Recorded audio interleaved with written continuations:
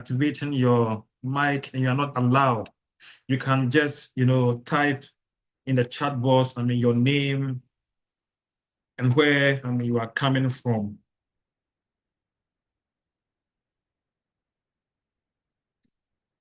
All right, so let me see if I can view the chat.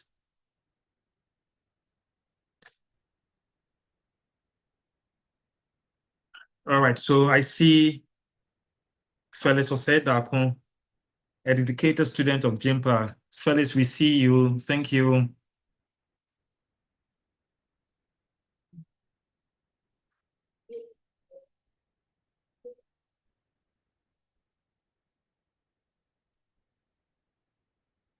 Yeah, another Felix Lai from UPSA.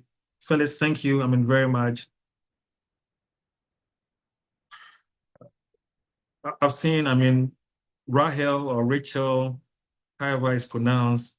Thank you, for availing yourself. Abdul Razak, Central University, Alfreda Kungimpa, Victor Nyameche, Central. Yeah, I can't see anybody from my school. Oh, yes, Isaac Osusacha, University of Ghana. Proud alumni, proud alumni. I see Esther Owusu from University of Ghana, Hilary Kofi from Ashesi, Michael Ofori, University of Ghana. So we are grateful. Thank you. Keep them, coming in. Keep them coming in. For the faculty advisors, I see Prof. Isel, right? Thank you, for your dedication and commitment to the process, from day one. Thank you, so much. All right, so we will do a quick round of introduction from the CFA Society Ghana team, right? These are the guys who make the competition, happen and make it, possible. So I will pause here, and then from my screen, Emmanuel Boache, if you can, quickly, introduce yourself. Introduce yourself, what you do for the society, what you do in life. Pretty much, we can inspire some of the, great, guys over here. So Boache, over to you. Okay, thank you. My name is, as Nana said, I'm the local host coordinator. My name is Emmanuel Ojimboache.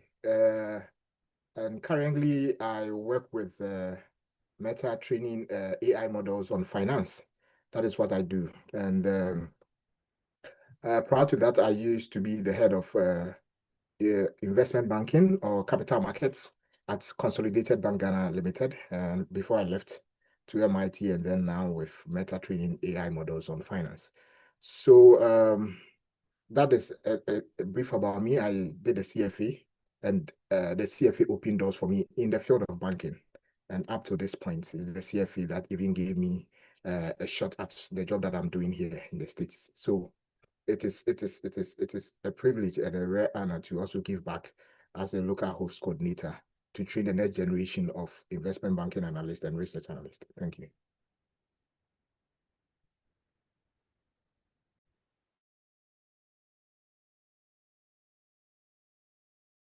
You, Boache. Mawan, if you are here, please, you may introduce yourself.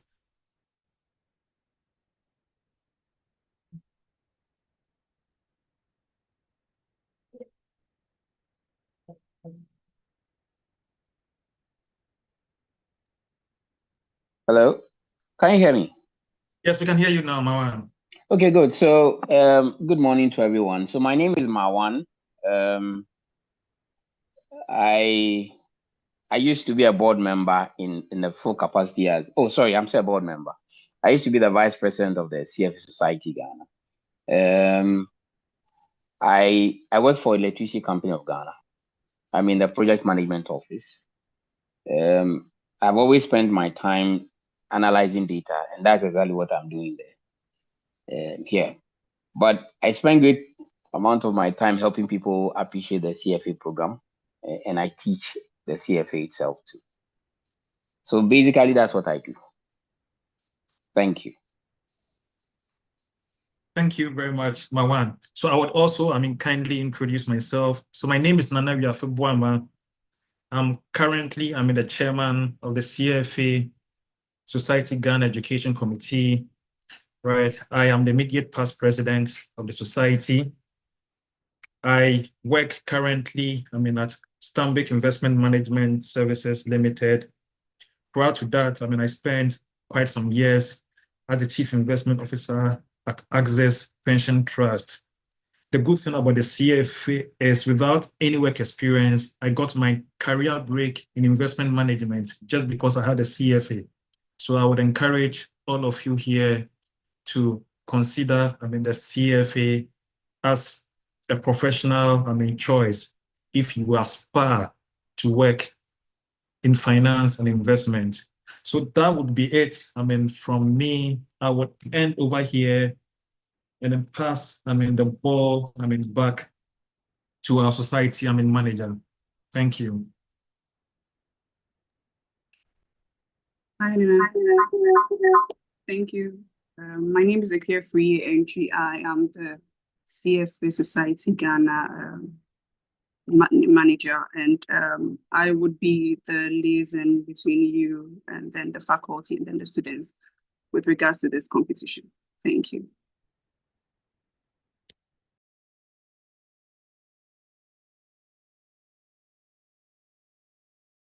All right, Akia, thank you. So Marwan, over to you about CFA program and sponsorship for students. Thank you.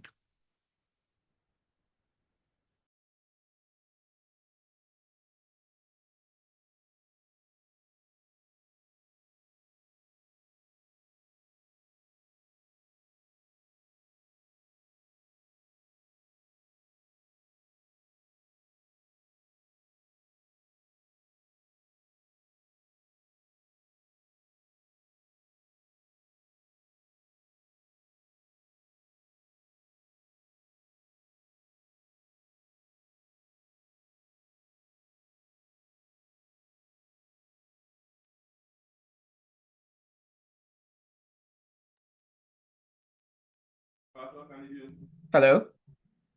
Hello? Hi, we can hear you now, Marwan. We can hear you. Okay, thank you very much. Okay. Hold on, just let me take one minute. No, the option ended on 15 something. There's something. There's an echo. Is there a way I could log off? Just for a second.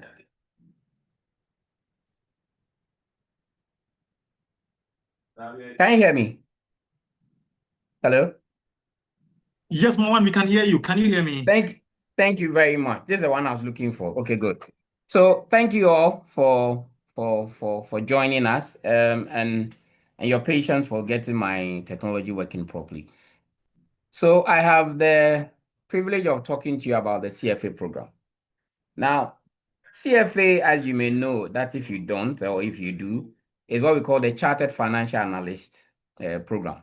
Now, it's a, how do I call it? I would say it's a mark of distinction. And it is the only program that, like my immediate past president said, can give you a shot at senior management, even right from school.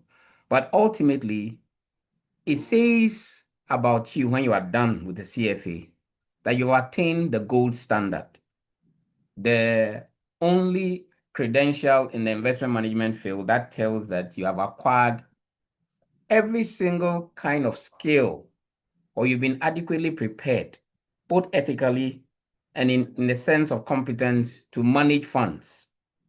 Okay. I am unsure that when it comes to CFA or when we talk about the field of investment, any other form of qualification compares. Any other program you may come across is attempting to catch up. But the CFA, like I said earlier, is a gold standard. Okay.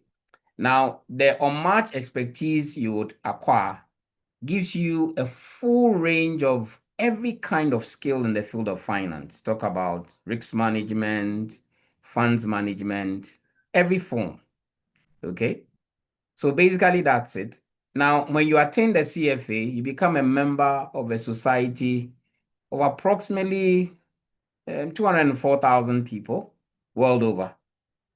And what is beautiful about CFA is that it's global. I carry my CFA today and I go anywhere, and it is known that it's still CFA. So you see what Boachi said, he's outside this country, but he's working with his CFA. So that's the beauty of it. And it has a prestigious network. Trust me, that network is beautiful. You can't mention CFA, or if you mention CFA, it means those who control the wealth of this world, as in moving it in funds, the decision makers, these are the CFA charter holders. So I am not whetting your appetite. I'm only stating a matter of fact that when you join CFA, you become part of a prestigious network, and it's exclusive, yes, to investment professionals. Now, fortunately, it's recognized by a lot of regulatory bodies too, okay? Now, how do you become one? Now, CFA is made up of 3 parts: level 1, level 2, level 3. Now, each level you spend 4 hours, 4.5 hours. That's 4 hours, 30 minutes. Now, level 1, okay, or let's say how many hours, at least you will spend approximately 4,000 hours plus professional work experience, okay? So level 1 is basically, so okay, let me tell you how you can join after so you pass level 1, you pass level 2, you pass level 3. To become part of level 1, you should be at least have finished second year at the degree level, or you're about starting your 3rd year, and by the time you're entering level 3, you should be obtaining your degree. Okay, you can only get to level 2 when you've passed level 1, and level 3 when you've passed level 2. Okay, when you are done, you need 4,000 hours of professional work experience to become a member. And then also, you need some references to attest. So then there are some regular member requirements. Then you become a charter holder. Like the way we are celebrating about 5 of our colleague Ghanaians who have become charter holders, whose results came up yesterday. So hopefully when you join and you start the journey, we'll be celebrating you also.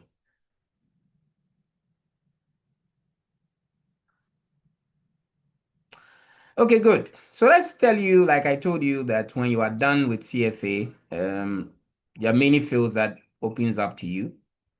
And I'm sure if you watch on the screen, so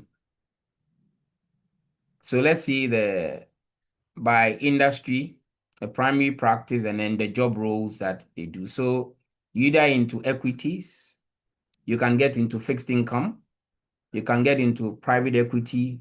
These are all fields that when you acquire the CFA, you can branch into. You can get into derivatives, real estate, hedge funds, structured products, commodities, venture capital, foreign currency index, and then others. But more often than not, most CFA charter holders become portfolio managers or investment analysts. So you see that about 17% of the 204,000 I mentioned are largely portfolio managers. So you get into private wealth, either mergers and acquisition analyst, risk analyst or manager. You get into strategy consulting. So you don't have to necessarily say you have to go and manage money. You can move into consulting also. You can either be a relationship manager. Then your first role, the chief investment officer. And then you can become a chief executive officer also. You can become a trader. You can become a manager of managers. Yes, and then you can get into institutional sales, private equity investment, and then institutional investment consultant. So generally, these are some of the roles that stand out. But I mean, there are so many areas you can. What he told us now, he's into training AI. So definitely, you are not limited. Sorry. Good. So, like I said earlier, you become eligible at least to start level 1 when you have completed second year of your first degree. And then whilst you are pursuing, and like I said, when you have done with level 1, that's when you qualify to do level 2. Okay. So if you are within 11 months of graduation, you can sit for the level 2 exam.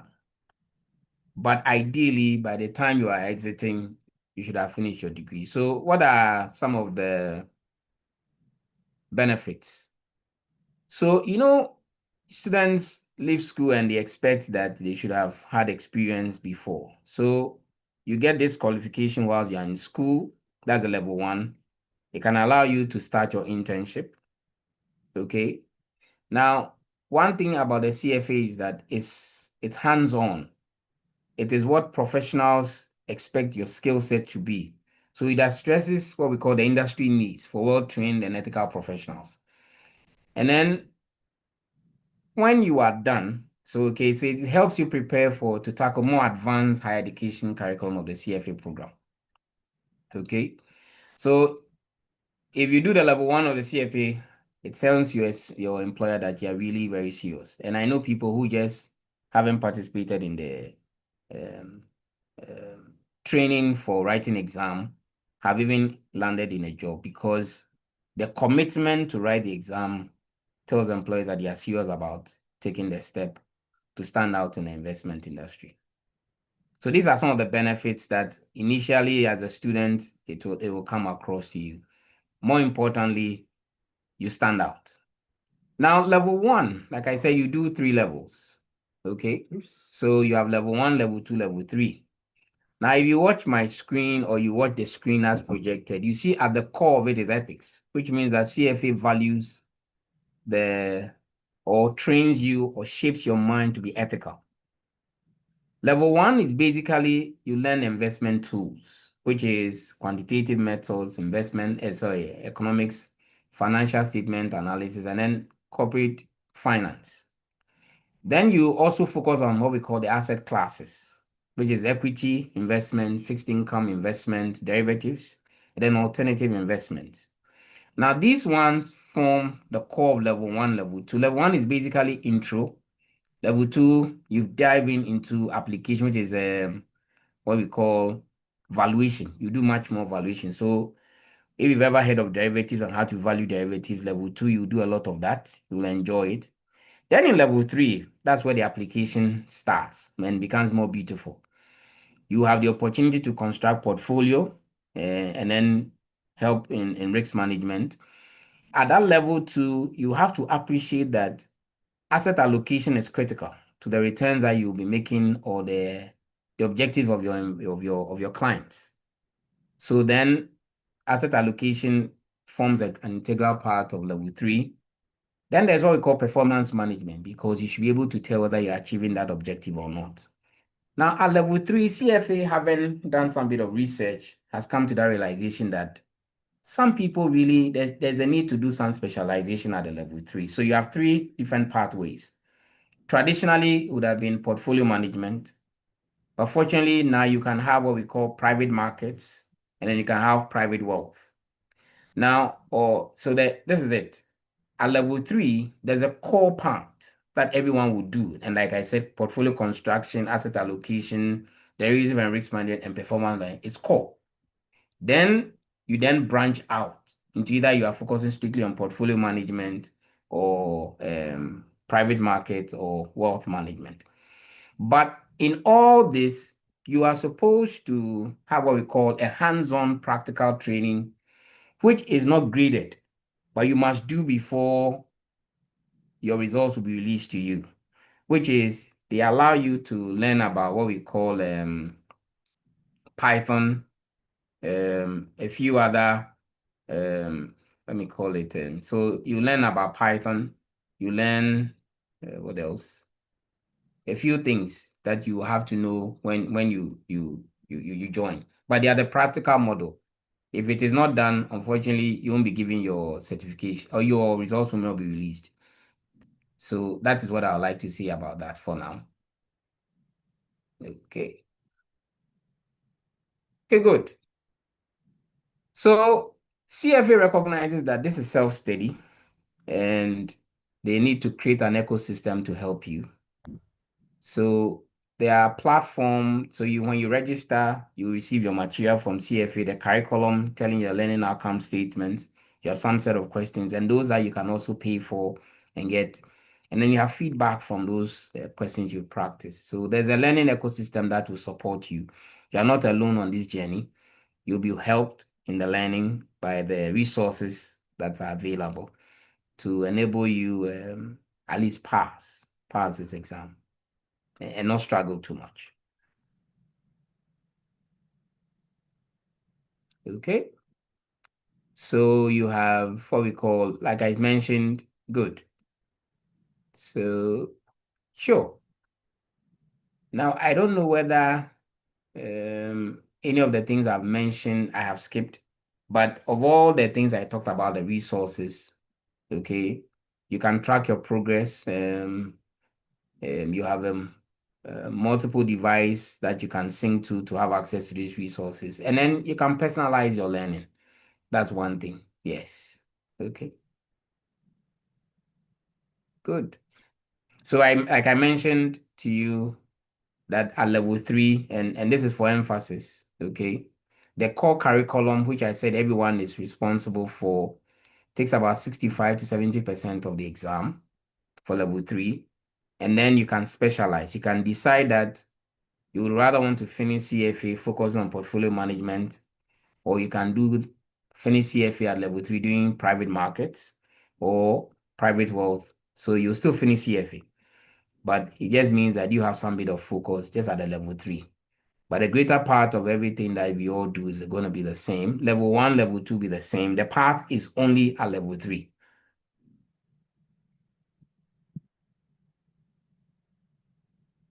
Okay, good. So naturally, the exam is self-paced online learning. Some form of it tells us that you need about 300 hours. Now, these 300 hours, some may need less or more, and because it's an average. But fortunately, they are what we call early bird registration. So the standard one is just 1,140. Assuming the dollar was barely 10, it would just be slightly above 11,000. But if you decide not to take the early bird option and you decide that you want the standard, then it's barely 1,490. But at level 3, it's slightly up, just barely about $100 more. Okay. But remember, you have the privilege of writing the exam over at least within 6 months after the first, because you have 4 exam windows at level 1. But you can't write in less than 6 months. You have to ensure that the 6-month separation is met. Okay. Fortunately, CFA has some bit of scholarship.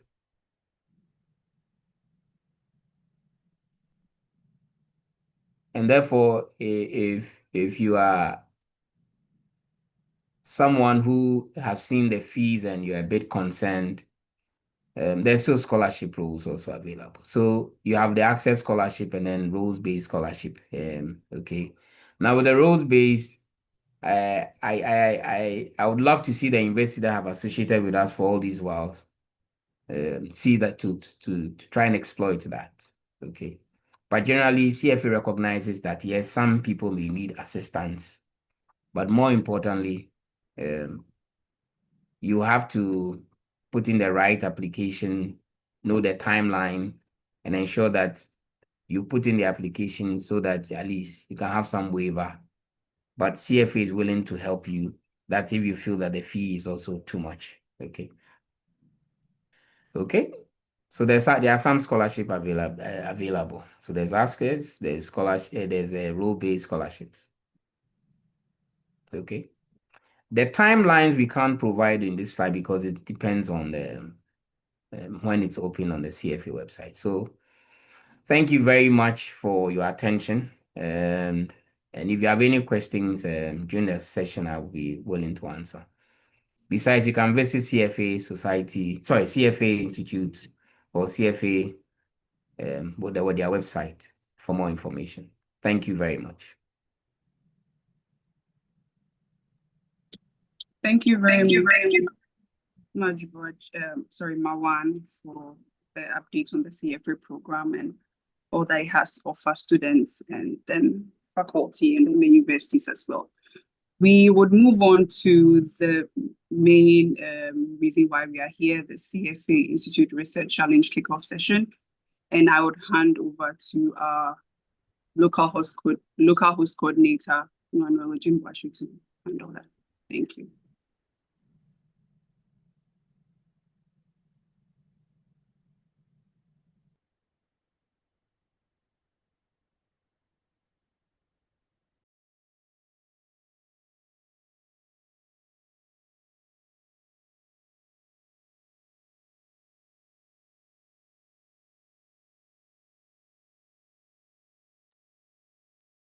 Thank you very much. Thank you, participating universities, and thank you for your time. And I will take you through what the competition is about, right? Why we are here today. So can we move on to the next slide? So this is a CFA Research Institute Research Challenge, right? So it is a global competition between universities all across the world, and the purpose is for you to be able to bridge the gap between academia and the industry in the field of equity research. Currently, we are hosting this with the CFA Institute. Okay, CFA. So I think I've spoken about this. The nature of the research. The research is actually a worldwide intercollegiate competition, right? So you're not competing only here, you're competing globally. And I'll show you the statistics as we proceed for you to see or have a fair idea as to how wide and how competitive this whole program is. And this is organized by the local CFA Institute volunteers and usually CFA member society. So everybody here is actually volunteering to help you. You'll be given mentors, you'll be assigned industry mentors to help guide you through the process, and everyone is actually trying to help you come to terms with what the dictates of the competitions are. I will move on to the next slide. So this is how the whole thing works. The local institute volunteer so we have each team works directly with a mentor, right? You are going to be assigned mentors, and the mentor will help you prepare an equity research report on a public traded company. So you are going to go on the public. When I say public traded company, companies listed on the Ghana Stock Exchange, right? They are tradable. They have information out there. Their information is out there in the public. You're going to help you select. You're going to select one, and then you're going to research on them. And the research you're going to deliver should be directly in line with what industry requires. There's a way to write academic reports, and there's a way to write reports when you are in the industry. We want you to write reports as an investment banker, as an investment researcher, right? As a consultant will research on the practical world. What are the information? How do we present the templates, the style, everything? So in light of that, you're going to have people that's going to help you so that you are able to bridge academia with industry. This competition is global in nature, right? So it's the whole world, because finance is a universal language. Finance is like math, right? It's a universal language. Anywhere, anyhow, you can get it done. Yes. Can we move on to the next slide, please? Yes. So what are the real benefits to you? One will ask, what are the real benefits to you? The benefits are enormous, right? They are enormous. So you gain real life learning experience as an equity research analyst. If you go through this program and you finish, technically you can work in every brokerage firm in the country. You can work with every research desk in the country that are covering the investment landscape, that are covering the equity landscape, and even to some extent with a little training in fixed income securities. So you can easily work with all these firms. That's a valuable experience that you are going to be given. In addition to, you're going to get in-depth training in company analysis, right? For your own investment purpose, you will be able to take a company and then dissect the company, come out with the problems that are wrong with the company, where management should look at. And again, when I was in a CBG and we are hiring, and I'm hiring for a role, I always look out for people that have done something similar, right? So you having participated in this competition gives me a fair idea that, hey, this guy understands research. This guy understands the game. Let me give him a shot compared to somebody who hasn't done that. So this kind of helps you build your CV and match it to real world experience. You are going to get assigned industry mentor.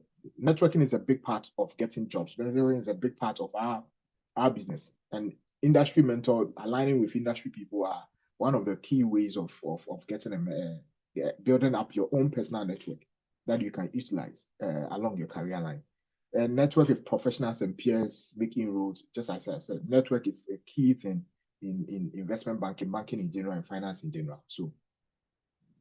So now, how is the competition structured? Where are you? What are the stages? And where will you be from here? Now, you are in the local. The local is actually the country, which is Ghana. So currently we have, I'll show you the number of universities that are participating. So it's countrywide, right? It's countrywide. That is a local in our case. So once you progress, you go to the sub-regional. Sub-regional is sub-Saharan Africa, right? And within the sub-regional, there's a region, which is, we are within the EMEA region, right? So if we are categorized like that, so we have the EMEA region, we have the Asian Pacific sub-region, which is Oceania, Eastern Asia, and we have the American sub-region, which is Atlantic lands and Latin America, and then what do you call it, the North and South America and Canada also all put together. So these are the three key regions, right? And you progress from one stage, from the local, you move to the sub-region, you go and compete with all the people that won from these 6 sub-regions. And then once you are able to overcome or emerge as winner, you represent. If you can see, we have one of the most competitive sub-regions because we have a lot of sub-regions under us, right? So we have about 6 compared to those in Asia that will have to compete about 4 different reports. So your report needs to be very solid, right? Always have the report at the back of your mind, because the same report that you're going to run through the whole process, competing at each stage. So your report should have a global mindset from day one, right? You are not just winning in sub-Sahara, you're winning globally. And you should always compare. There will be report samples of the winners so that you see the extent of work and the aesthetic designs and the methodologies that were deployed. Can we move on? I think. So what are the timelines, right? What are the timelines? So we have the regional semi-final, which is the sub-regional. That is going to take place in April 2026, which is next year. And then we have the regional, that will be the regional final, that is going to be April 2026. And the global final is going to be in May. Winners from the sub-regional competition, as I said, this year will advance to one of the 3 regional competitions, which will be hosted virtually. Yeah. So can we move on to the next one? Yes. Set up to the challenge.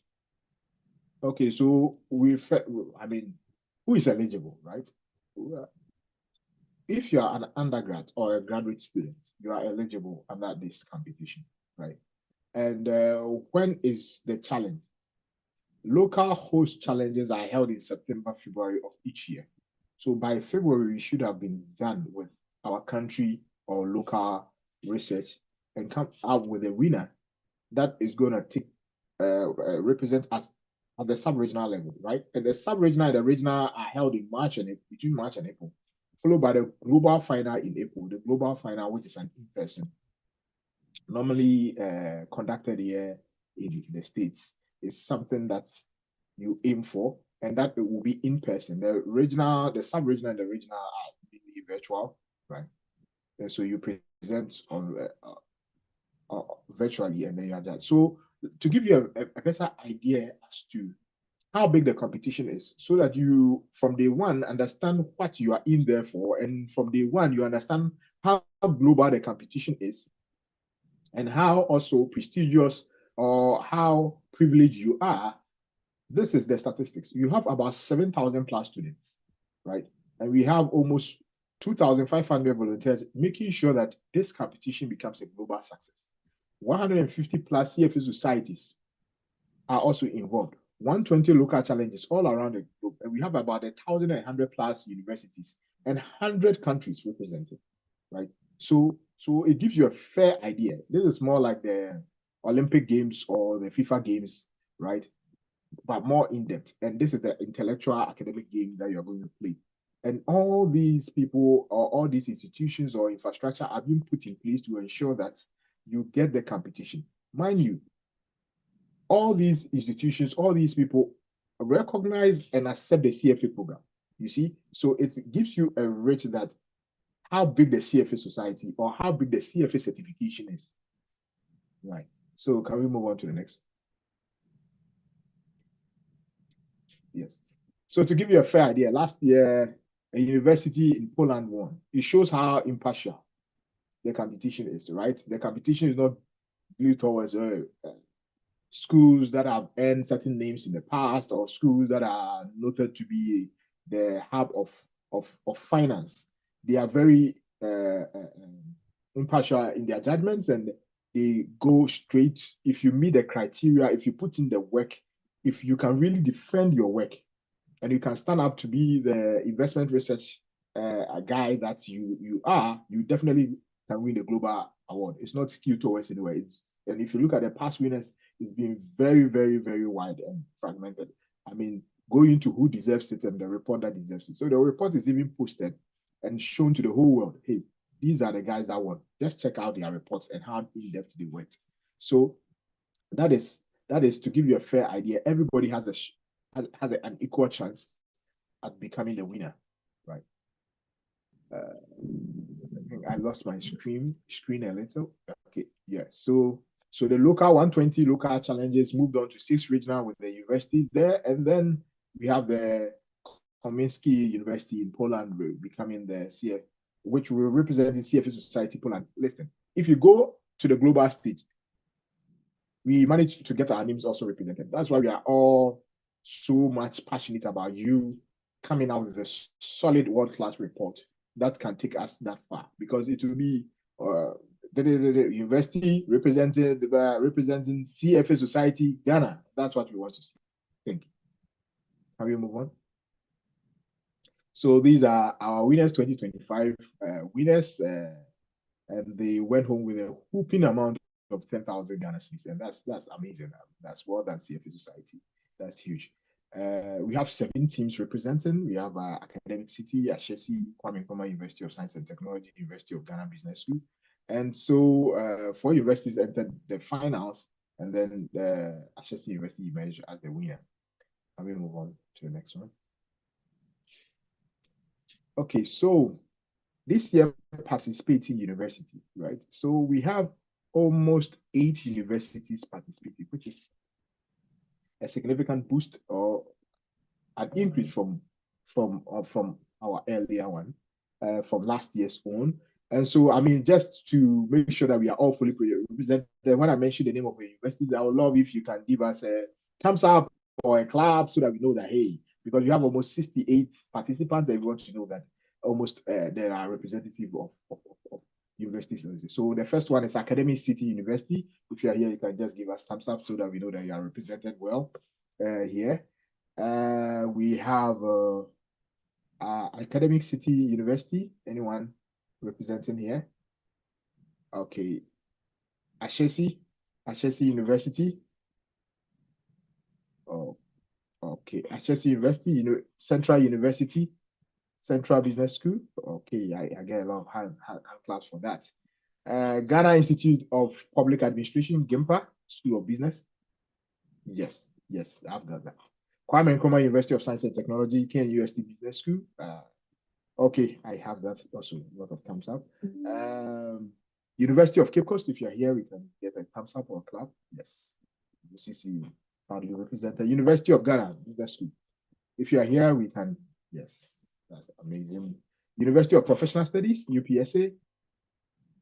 Okay, proudly represented. I didn't see any hands up for Academic City University. If you can show up, I'll much appreciate that. Academic City University, is anyone there? Is anyone here? You can give us a clap or a shout so that we know that you are fully represented. Okay, can we move on to the next one? Okay, so competition timelines. we are looking at today. We are looking at.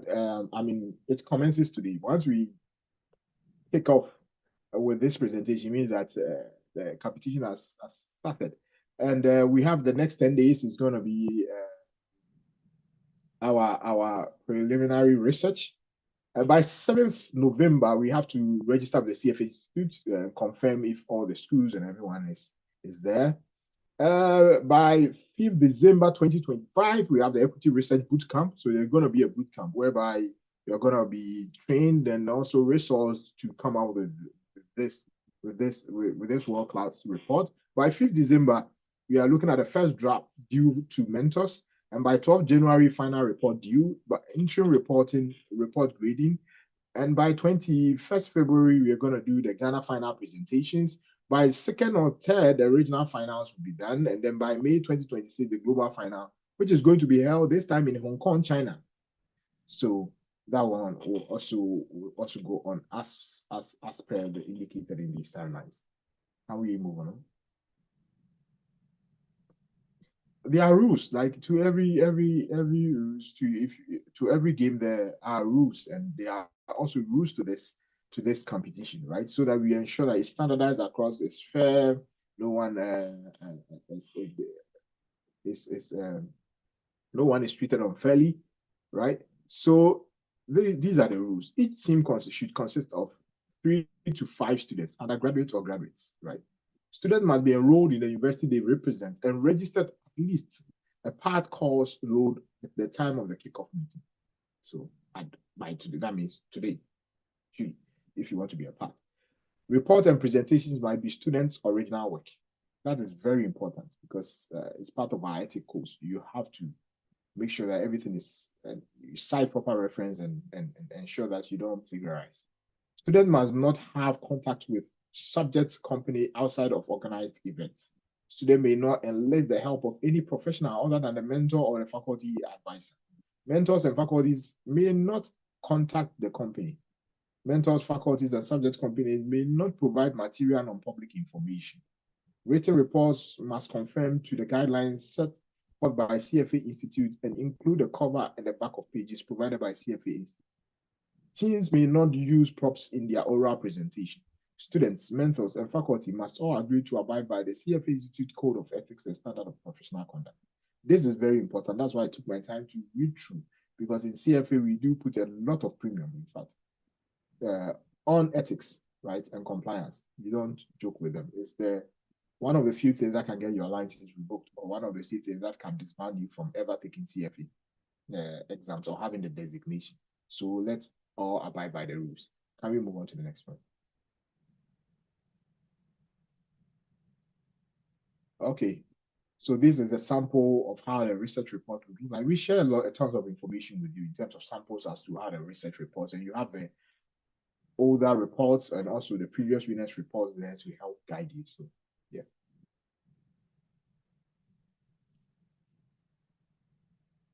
Now, how do we score? Knowing the methodology, knowing the pass marks for each section gives you a fair idea how much time you have to commit to it and how you have to even competitively position your report. Your report will be in several sections, notably about 7 different sections comprising of the business description. That carries 5 points, right? Industry overview and competitive landscape, that will carry 10 points. Investment summary, 15 points. Valuation, 20 points. Financial analysis, 20 points. Investment risk, 15 points. Environmental, social, and governance, 15 points. So collectively, they make up 100 points, right? The idea is the teams are supposed to work within themselves, figure out who writes where, what goes into what portion, and then ensure that they carry their weights and they align their strategy based on the scores so that they can optimize their scores. Yeah. Can we move on? Okay, so this presentation of research, there's a sample presentation.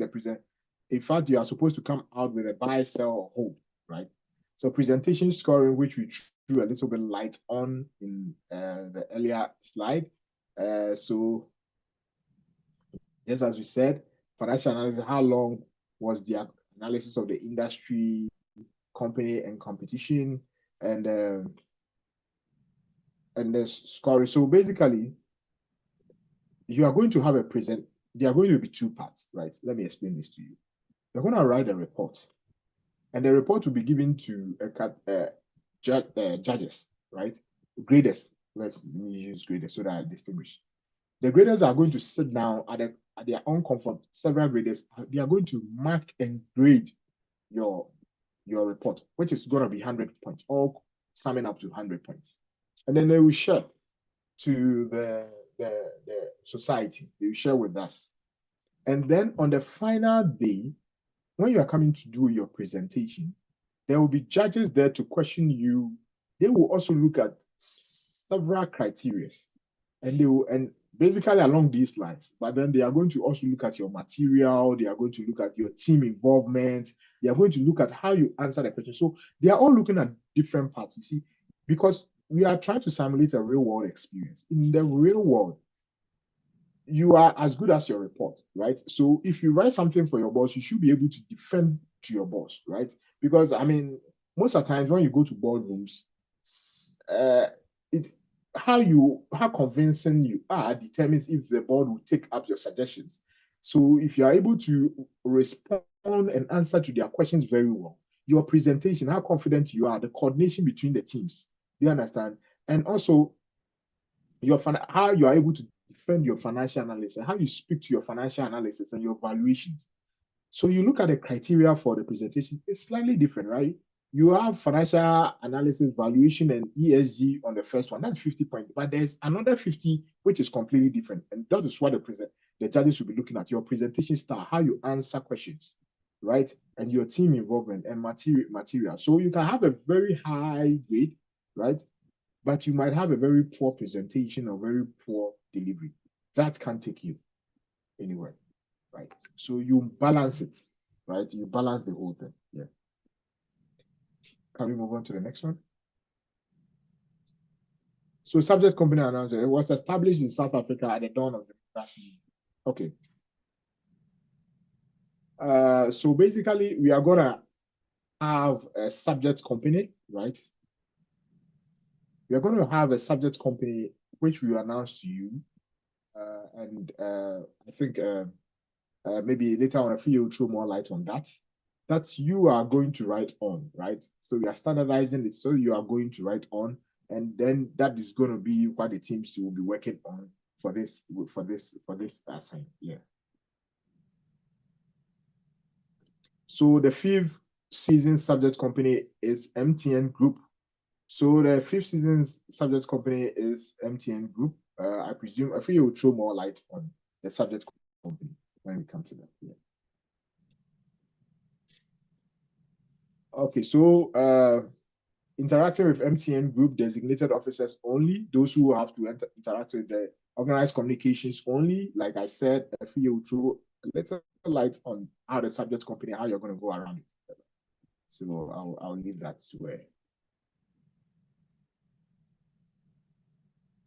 So I'll ask you this question. Are you ready to experience greatness? Right? Are you ready? I mean, it is a question, right? So I mean, expect if you are ready, I mean, let's see some thumbs up. Let's see the screen moving. Let's see how charged you are, right? Yes, I can see that. Yes. Let's see how charged you are, how you willing you are. We need motivation. You need to motivate us that hey, you are gonna get us CFA Society Ghana, right? You are gonna see our name there next to your school, and then we are going to have a new set of analysts, researchers that are going to make sure that they bring out everything. The next crop of finance ministers, the next crop of CEOs, the next crop of portfolio managers, investment bankers. And I like the energy on the screen. I like the energy. I like that. We are fully charged. Yes. Great. So now I'll leave it here. If you have any question, the floor is open. We have our chairman here. We have our vice chairman here. We have our local host coordinator. And we have a PA to the manager for CFA Society. They are all ready to answer your questions, and we will love you to ask any question. We are willing to answer any question. We are happy to guide you through the process. We are looking forward to seeing our name, you taking our name to the global landscape, so that we can come and take a picture with you, right? And then, yeah, that's CFA Society Ghana.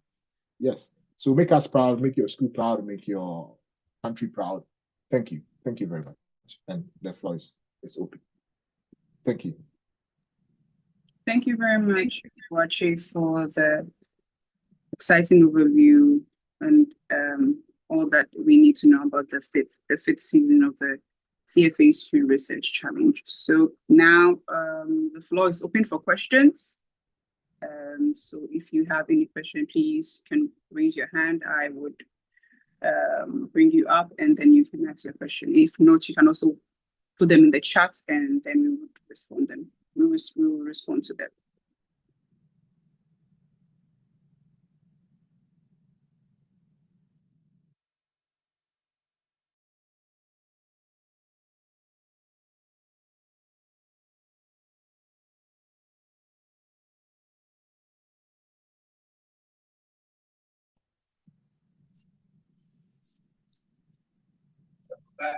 Please go ahead. Thank you very much. My name is Abdul Razak from Central University. I want to find out the research we are going to do specifically about MTN. Are we going to pick any of their products by our choice, or is going to be determined by the mentor or the coordinator?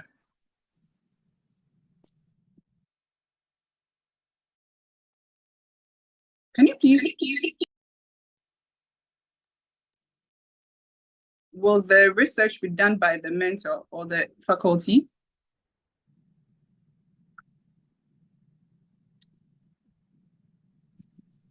No, please ask him. You see, MTN have different products that they sell to the customers. So I want to find out, are we going to select a product of our choice from MTN, or is going to be determined by the CFA?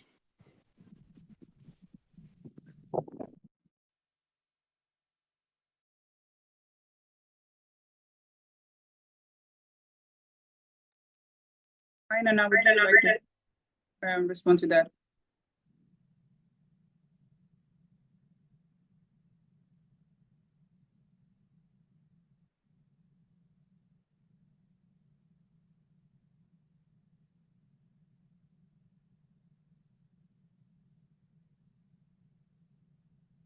Hello, Nana, you're here.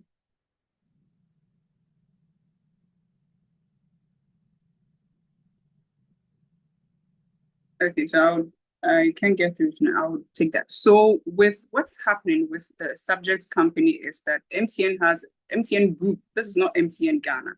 This is MTN Group. So they have different products that they work with. So the team is supposed to highlight all of them. If the team decides to pick on just one to research on, and another team decides to handle all that, then it would go against the team that decided to just focus on one. So you'd have to highlight the products that they have, if it is Momo, if it is MTN Momo, if it is their fiber, if it's any other products that they have. You should highlight them in your research. I hope that answers your question, Razak.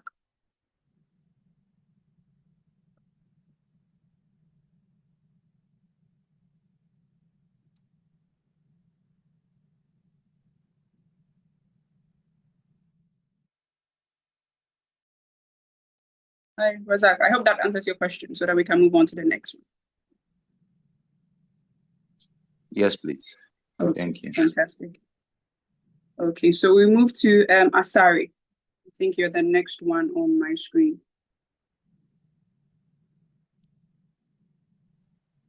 All right, so my questions are three, and they are pertaining to the first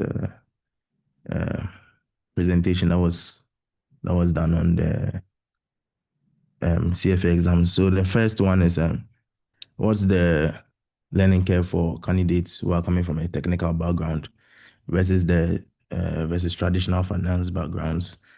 That's my first question. And the second one is I saw the employment data. Are there some emerging roles that combine the traditional CFA knowledge with technical skills? I heard you speak about one amongst you who is training AI models. Aside that, is there any profession of any sort that combines these two? And my third is, what's the pass rate for each level? For first timers, what's the pass rate for each level? Those are my three questions. I hope they were well noted and understood. Okay. So let me take the response for the pass rate pass. So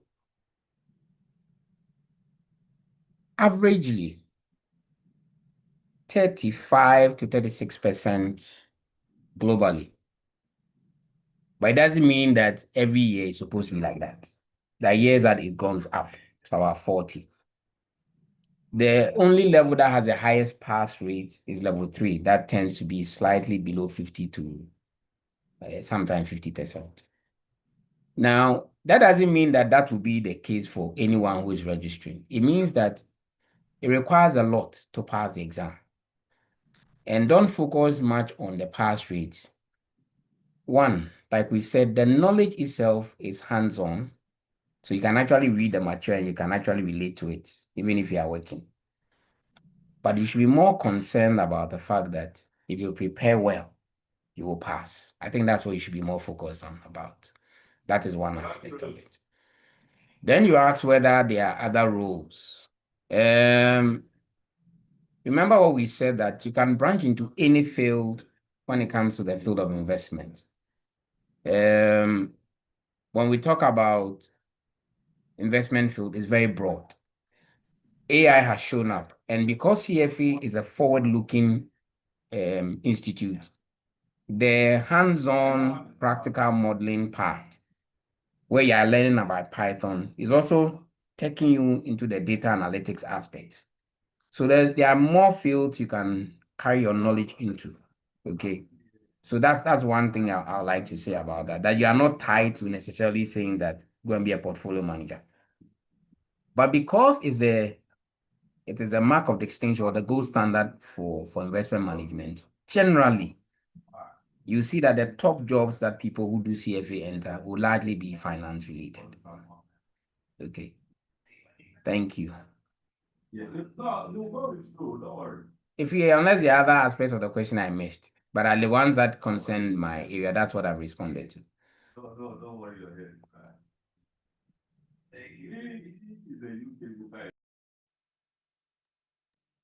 Mawan, yes, I think you answered it rightly. Thank you very much for that. We'll move on. Sarah from Gimpa, please. You're up next. There was one question. I asked about the learning curve, and that wasn't answered.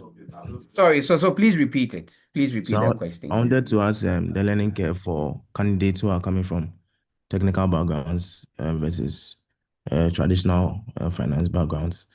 There's some trends you spotted or something. Yeah. Okay, so that's if you are done with your question. I've had the privilege of teaching people. One thing I've noticed is that people who come with background completely green to finance pass faster than those who are in the traditional finance one. The reason is they accept the knowledge and they don't have a difficulty moving on.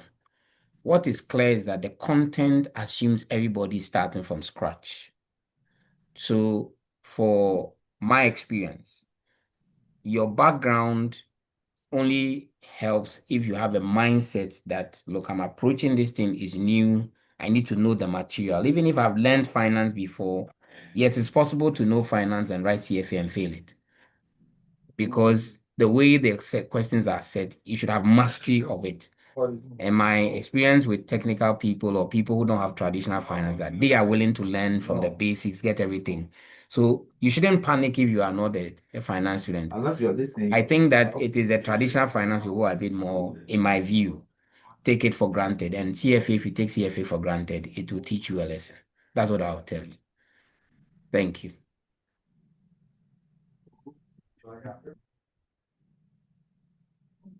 Okay, I think Asari is fine. We would move on to Sarah from GIMPA. Right. Thank you. Good afternoon, everyone. And I'm here as a faculty advisor to GIMPA team. And I'm representing my HOD, who equally has an important assignment for which reason couldn't join us.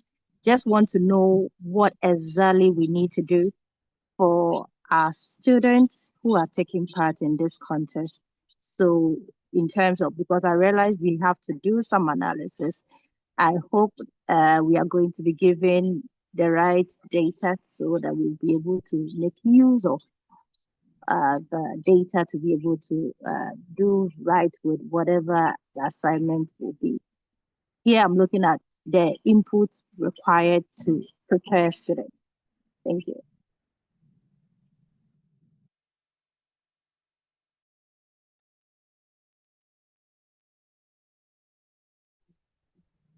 Wachi, would you like to handle that, or I should go ahead? Yeah, okay, I think you should go ahead. Okay, so with regards to the data, like what you mentioned during the presentation, it's only publicly available information. So it's part of the research. The students would have to go online, visit portals, and then fish out the information for the research. With regards to next steps for the competition and everything, that's after this Q&A, we would handle that part of it. Can you let me know if your concerns have been addressed? Okay, thank you. So we move on to Abel. Yes, please unmute yourself and go ahead with your question. Okay, so thank you. My name is Abel from GIMPA, Abel Kujo. Okay, so I have this question. As I sat through the presentation from where I joined, there were some few things that I feel were not touched properly, because the presenter at the last portion of it was saying that the subject, company, announcement and details will be presented by somebody. He kept saying that, and that didn't make him touch on the subject company so well, because he felt somebody else will touch on that. So that is just what I wanted to say, that the gap which I saw in it. Now my second question is that when he got to the rules overview, there was a point that mentioned that students may not use props in the oral presentation. What does that mean? And then, yeah, so I think on the right side, something is, it mentioned that students may not use props in oral presentation. Mm-hmm. Okay, so what that means. So that is my point on that. And then also, finally, my last question is that if someone is if someone wants to register for the CFA, is there any exemptions for MBA finance students? Because he was mentioning level 1 introduction and all those kind of stuff. I feel those ones will be easygoing weights for somebody doing MBA in finance. So I want to ask if there is an exemption in any of the levels for MBA finance students or graduates. Thank you. These are my 3 questions.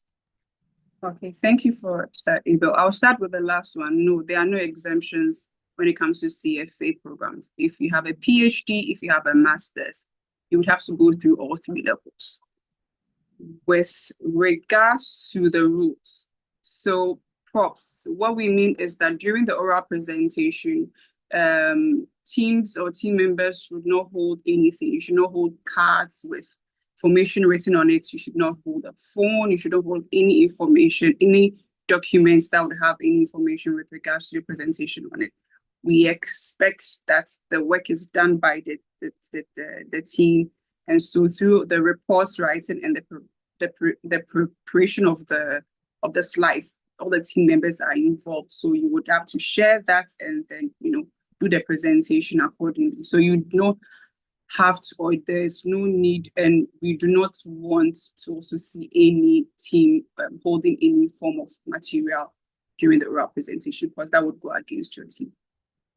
And with regards to the subject company, so the subject company for this season is MTN Group. And this time, we as a society, we're looking at how best we can position ourselves when it comes to the global competition.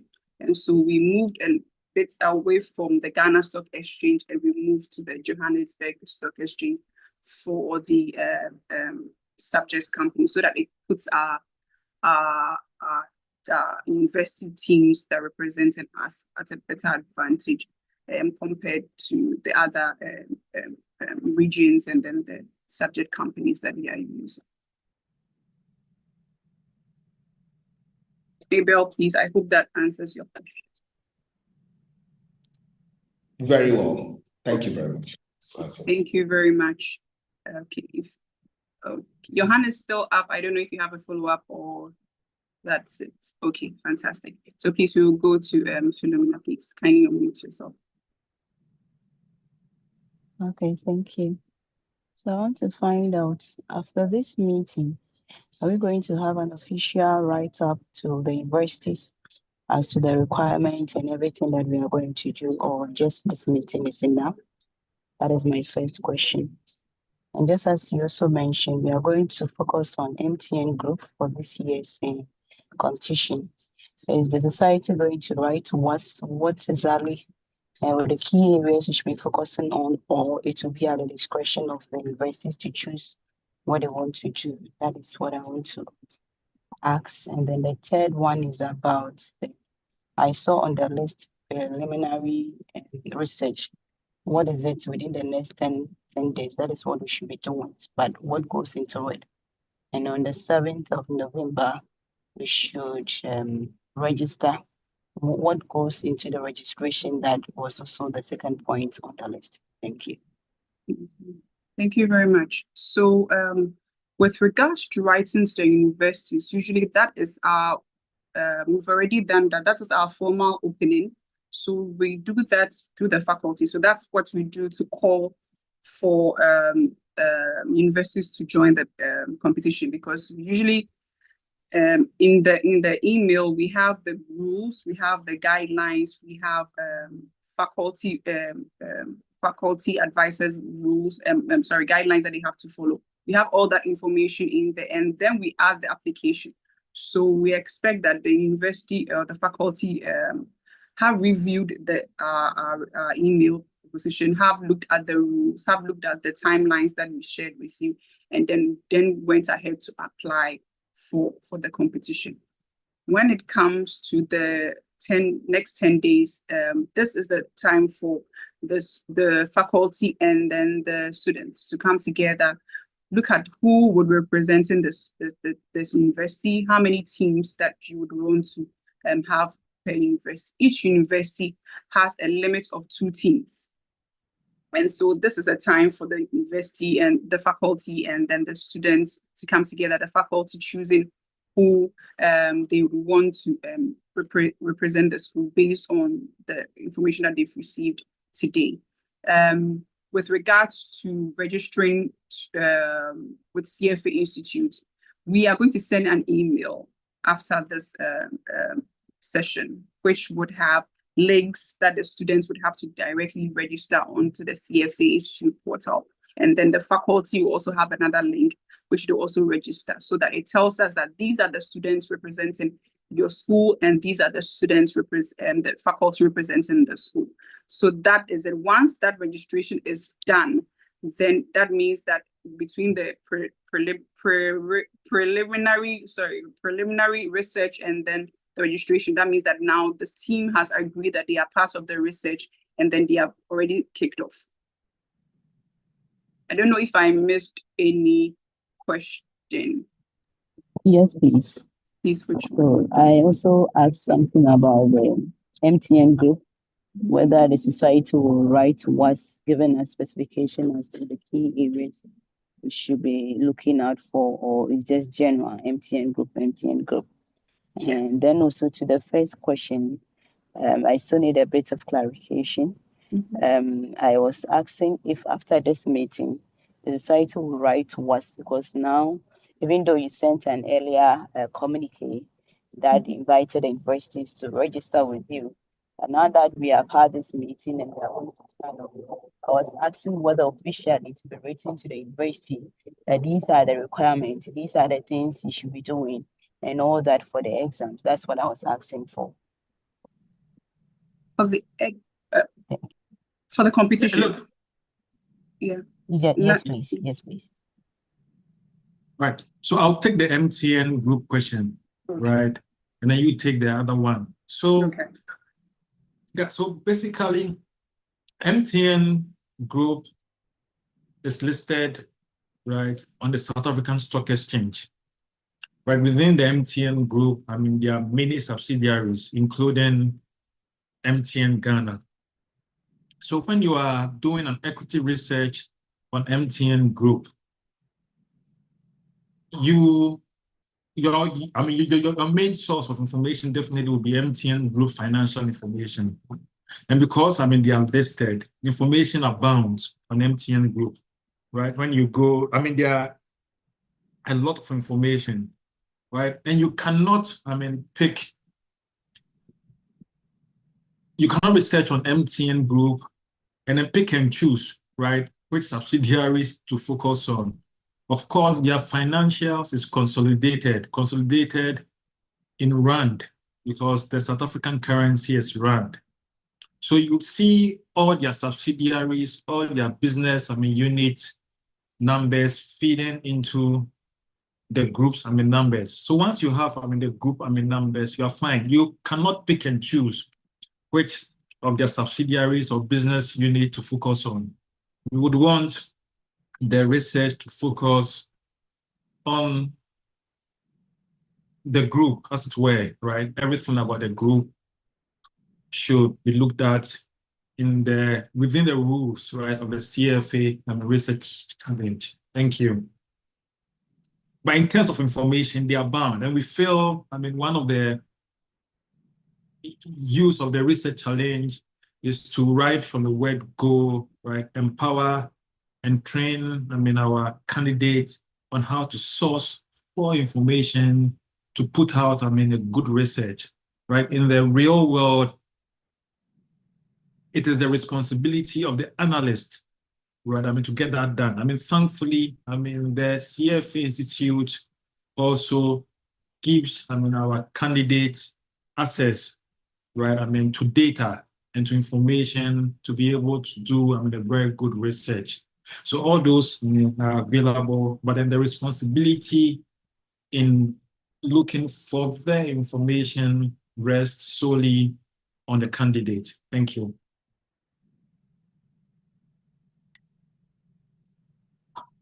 Thank you so much, Nana, for that. With regards to writing to the school, we'd have to speak to you and see what other requirements your school would, your university would require as part of the research challenge. Because with with our process, it's basically writing to the schools with that information, let them indicate their interest after they've reviewed everything that we've shared with them, and then we take it from there. But I would reach out and we can look at what exactly your university would require in terms of another written notice, and then we will do that for you. Yeah, and let me step in. I mean, again, for the benefit of the new universities, right? And again, I mean, even for the old universities, if there are changes in their faculty advisors, right, our numbers will be available. But if you need any help, you are challenged, you need help, please don't hesitate, I mean, to reach out. Like if you are confused about anything, please, I mean, call us, and then we would be ready, I mean, to help you with the process, right? We understand that this is the 5th season. there are some few universities that have been, involved since day one. So they are quite familiar with the processes. However, for the new universities who entered the competition this year, if you are confused about anything, about the rules, about the responsibilities, of faculty advisors, mentors, anything you want, please feel free. You can call the free, you can call myself, and we would be ready, to get you whatever you want. Thank you. Thank you, Nana, for that. Philomena, please, I just want to check if you're good now. Yes, I'm okay. I'll contact you later. Okay, sure. Thank you very much. Please, Gabriel, if you can unmute yourself and then go ahead with your question.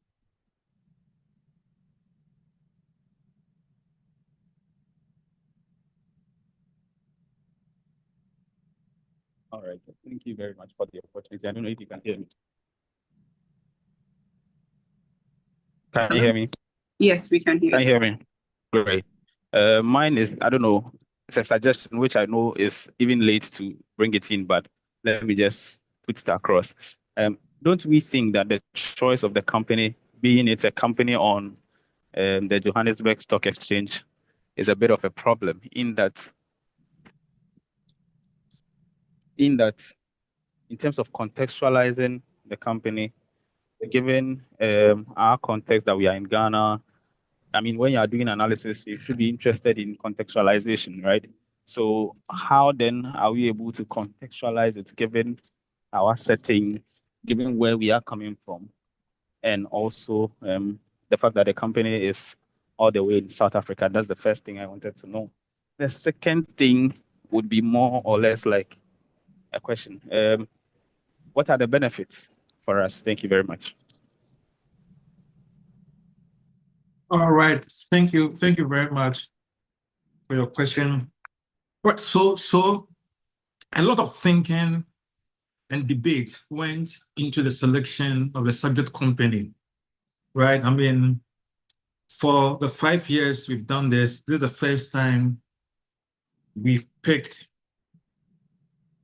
a subject company outside of the Ghana, stock exchange.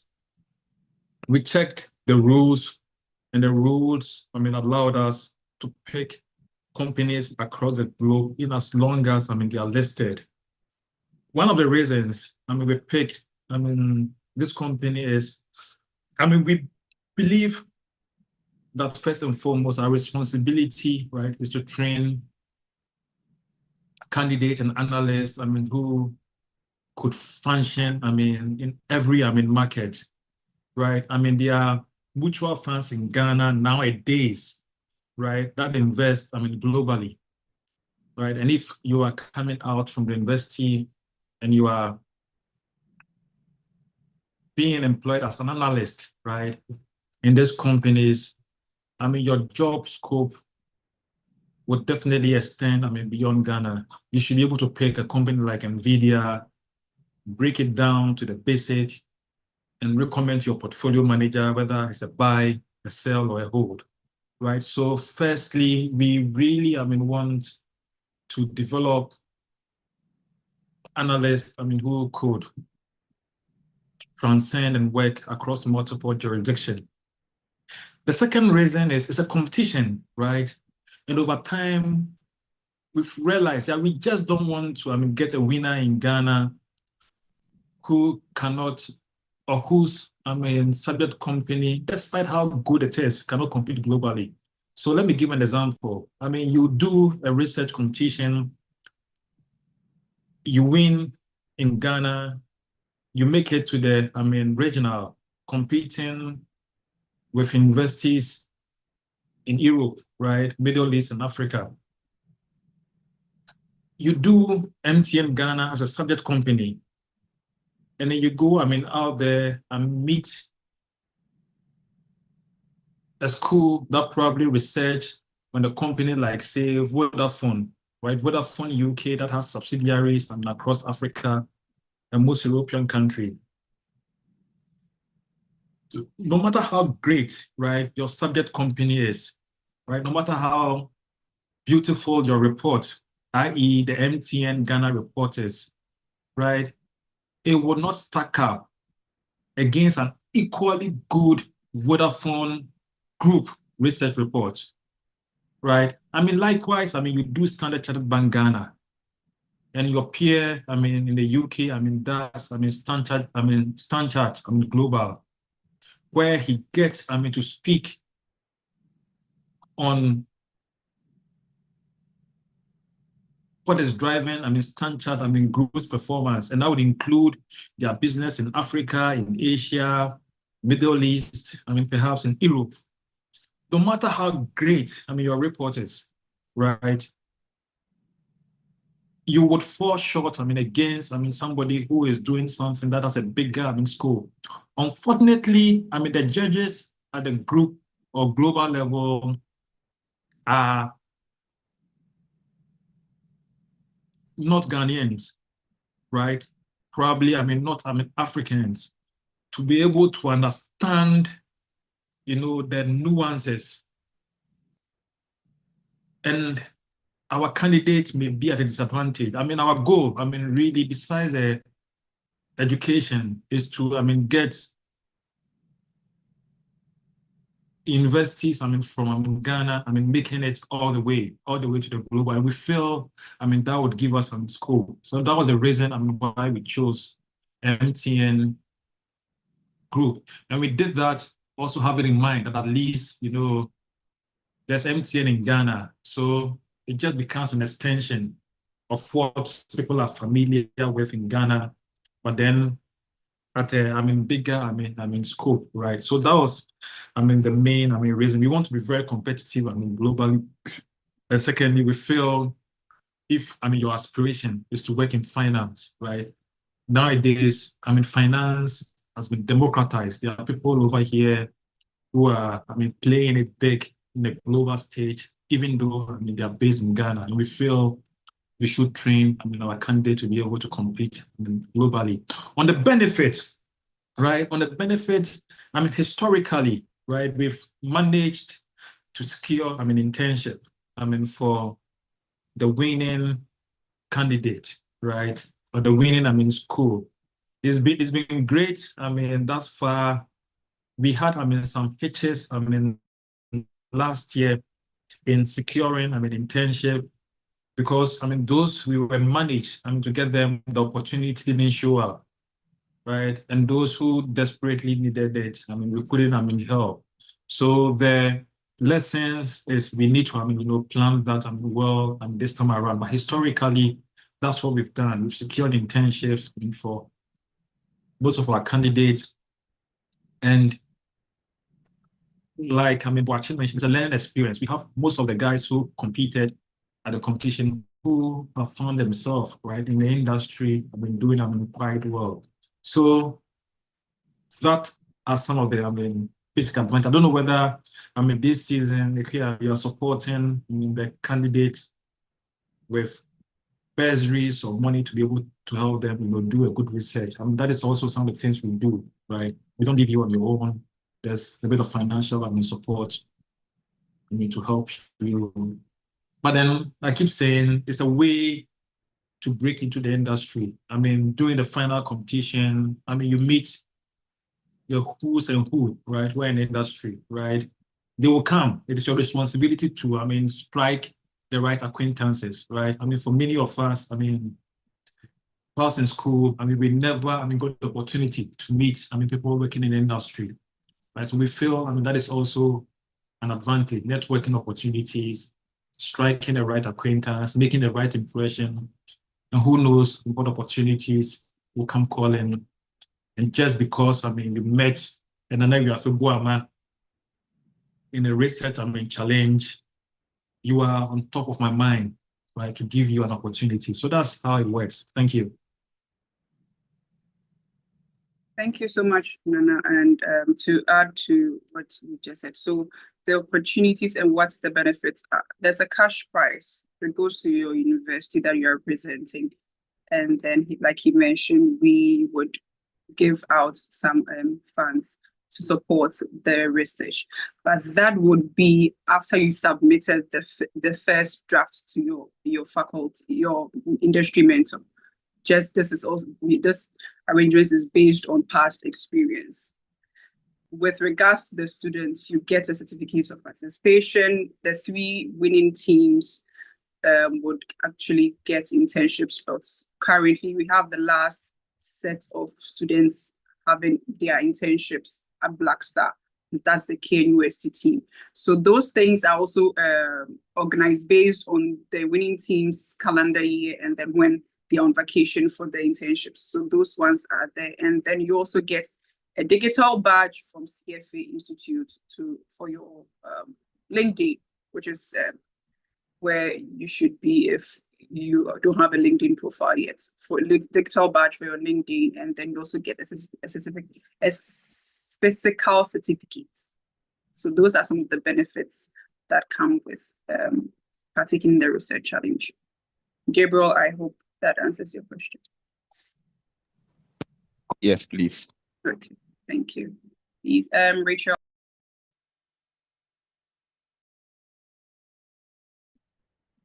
Yes, Rachel here. Good afternoon, everyone. Please, can you hear me? Yes, we can. Good afternoon. Good afternoon. We can Okay, hear you. Good okay, afternoon. great. So I'd like to ask, he said earlier that if we need assistance, advice, or mentorship on this journey and beyond, we could contact any of you. I'd like to ask how we can contact, if it's by phone, by email, and would this contact be shared with us? If yes, at what point? Is it before the contest, during the contest, or after? This contact or addresses would be shared with us. Thank you. So I would handle that. With regards to the contact, we would send an email with the details of the coordinators for this session. And what we do is that after the registration of all the students, that is the deadline, the 7th. Once we get that all the students are registered and the faculty have registered on the portal, we send an email to each team. And then that would include the details of your industry mentor. So that would be an industry person who's a CFA charter holder or an industry professional to support the team throughout the research challenge competition. So the industry mentor and then the faculty advisor would be like a guide for the team.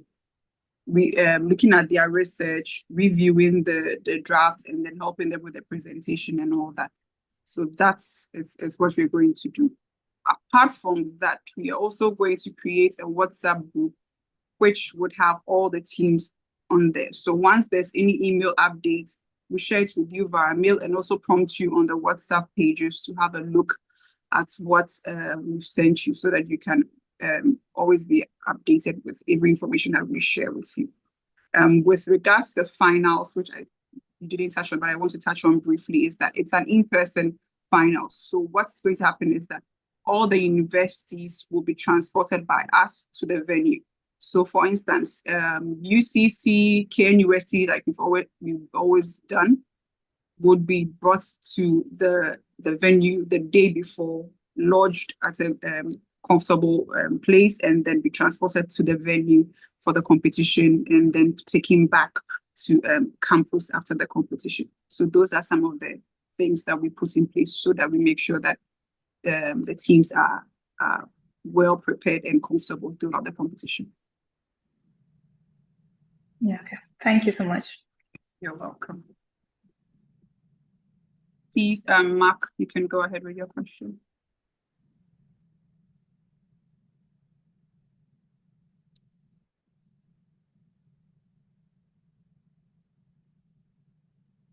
Hi, Mark. I am trying to unmute. Okay. Hello. Yeah, hi. Please go ahead. Good afternoon. Okay, so my name is Mark from GIMPA.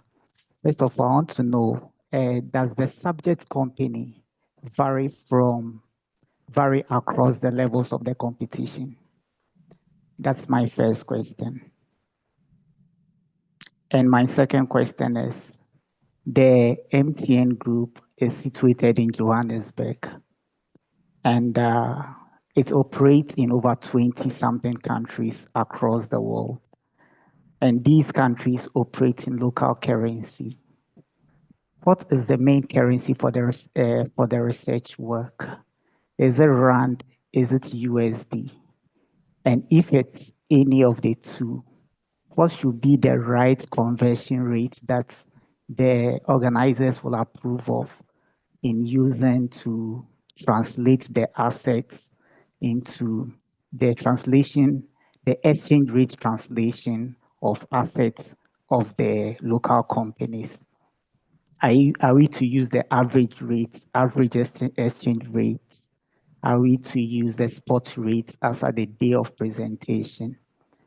And my third question and final question is, the internet is saturated with lots of outdated information, which are also inaccurate in certain cases.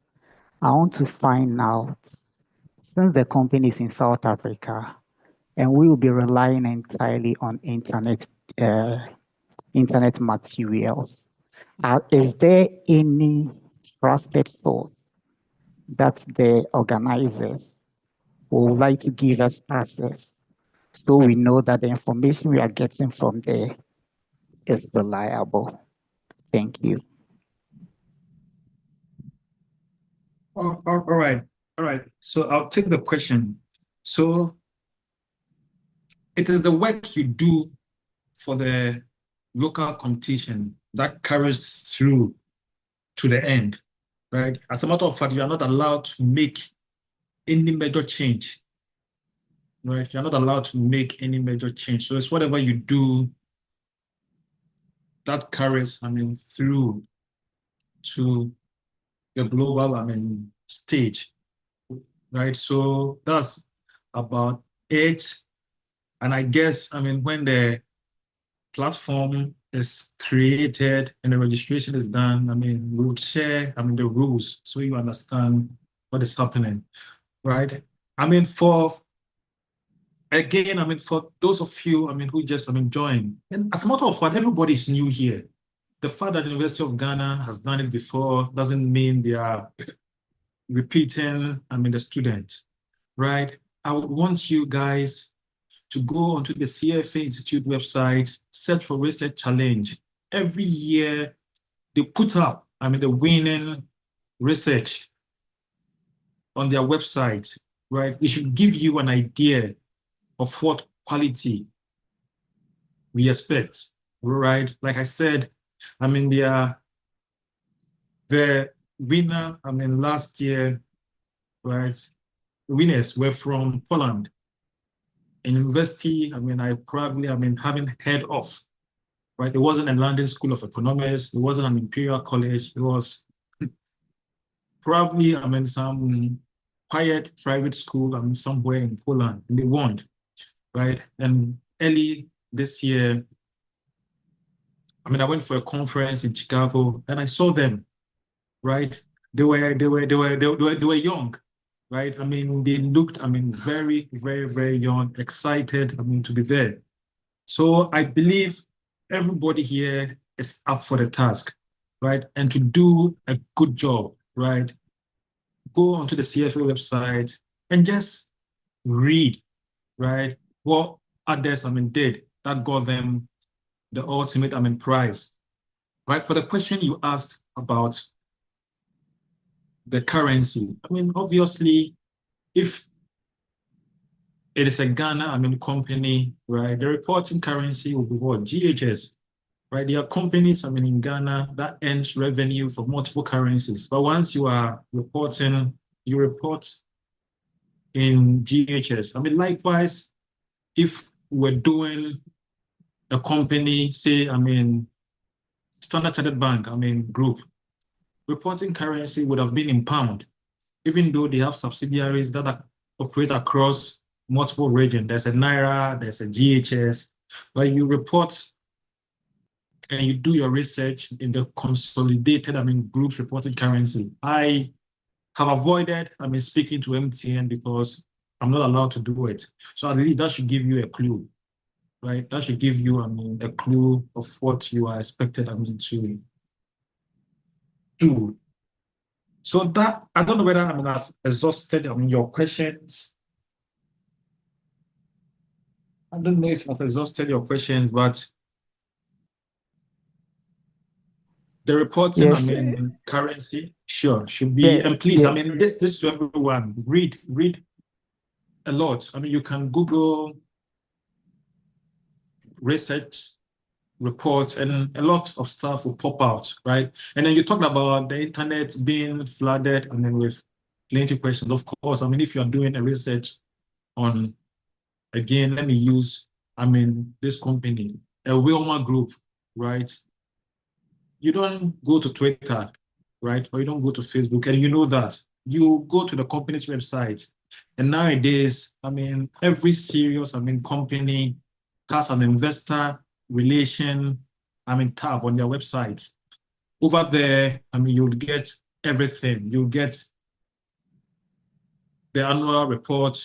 You even get, presentation, management presentation on the report, right? If you go to, YouTube, some of these companies, host investor days, right? And investor days, gives analysts and investors a peek of what, the future, looks like. So yes, information abound on social media, on internet. A good analyst is the one who is able to pick and choose those information and put together a wonderful report and then make a killer recommendation, right, to their portfolio manager, right? So do this with this in mind. You are an analyst, you report, to a portfolio manager. Your portfolio manager is probably, managing an equity fund, and he's looking for the best-in-class companies to put into the equity fund that will generate the highest return. So that should be the mindset. Thank you. Thank you, Nana. Mark, I hope that answers all your questions. We are running out of time, so I would quickly run through the next steps, and then we would have a closing comments from Nana Riafe. So the first thing is that so registration for the teams, the email will be sent, and then the teams would have up to the 7th with the support of their faculty advisor to register the students who would be participating. Each university has a limit of 2 teams, so 3 to 5 graduates or undergraduate students, or a mix. And then one thing is that after this point in the competition, each team would have to give us a unique name that they're going to use throughout the competition. So from now till the winner is announced, we would not be calling you by your university. We will not be saying GAMPA, we will not be saying Central. We'll be using the unique name that you give us. Teams have in the past come back with fantastic unique names, Team Magna, Team Achievers, different. It's something that does not tie to your university, so that when we hear the name, we will not automatically think, oh, this team is coming from GAMPA. This is also to help with the competition, so that graders don't know who they are grading, judges don't know who and which university you are representing. So after when the winner is announced, then we are all able to tell, okay, this team is actually from UCC or GAMPA or Ashesi or Academic City or Central or UPSA. So that's one thing that we all have to note. And then another thing is that I'll be sending out the email, would have the rules of the competition. It would have several appendix. Please have a look at the appendix, because the appendix would have some of the front page that you need to attach to your reports when you are submitting it, and then all the other the grading scores, which portion of the presentation or the reports carries what marks. So please pay attention when we share the report and the rules with you. Another thing that is new that we are introducing this year is to have pictures of all the team members. So pictures of all the team members and the faculty, especially during the finals. It helps us identify the teams, and we've been able to identify the teams most of the time, but usually the faculty want to also pay special attention to the faculty going forward. So please bear with us when we make that request. And I've already mentioned that the group will be created to facilitate, WhatsApp group will be created to facilitate. There'll be one created for everybody, and then there'll be one that would have the faculty advisor and the team leaders, so that we'll be able to manage communication across board. And if at any point in time that any team member drops off competition, kindly note that after the registration, you cannot replace a team member. So if, for instance, you are starting the competition with 5, and at some point, due to some circumstances that may happen, a team member drops off, that means that we are going on through the other stages of the competition with the other 4, and you cannot replace. And then also one thing that you have to note is that you have to watch previous videos. So there's a research challenge portal on YouTube, specifically for research challenge, the global one. We also have a session on our YouTube, CFA Society Ghana, which also highlights the research challenge that we've done over the years. So please feel free to go to the various YouTube pages and have a look at how the competition is held, especially the finals. And then the last thing that I would say is that if you have any issues, please reach out to me. I would send an email with all the details at the bottom, and so it will be easy for teams and faculty to contact me. So with that being said, I would hand over to Nana Riafe for the concluding remarks.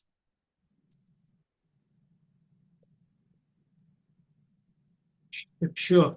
No, so I'd like to, thank all of you again, for taking time, to join us in today's, opener, right? It's an exciting opportunity. I keep saying, I wish, I had, that opportunity, right? You get to learn a lot, and I would hope that you all, get, engrossed into it and put up your best, right? Put up your best.